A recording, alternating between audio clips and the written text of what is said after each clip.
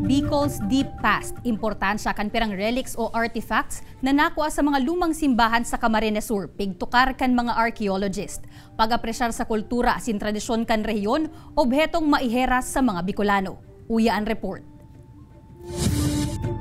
Como parte kan sarong pag-aadal manungod sa pre-colonial history kan Kabikulan, tulong lumang simbahan sa Camarines Sur ang pigbisita kan grupo gikan sa sarong universidad sa Estados Unidos.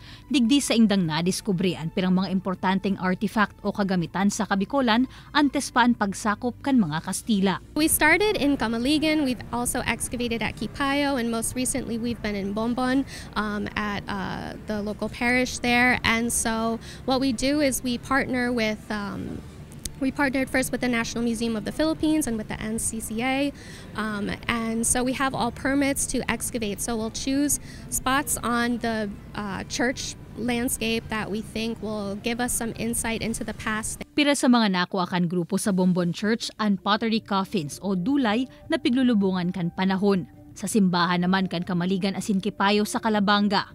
Shells and shards an sa indang nadukayan, makalihis ang excavation sa inda na ining pig-adalan asin pigibuhan in report na pwedeng ma-access kan publiko.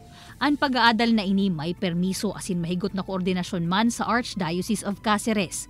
Naka-exhibit man ang ibang nakuang artifacts sa Holy Rosary Minor Seminary sa Naga City. Yung ni ang napapanahon na makakuha pa kita ng mga sources na bako lang na limited sa archives o sa mga sinurat ng ibang tao, lalong-lalo na sinurat ka mga nagsakop sa satuya, kundi kung itong mismong mga nakukuha natong artifacts, sinda mismo ang makakataram kung si isay talaga ang mga Bicolano.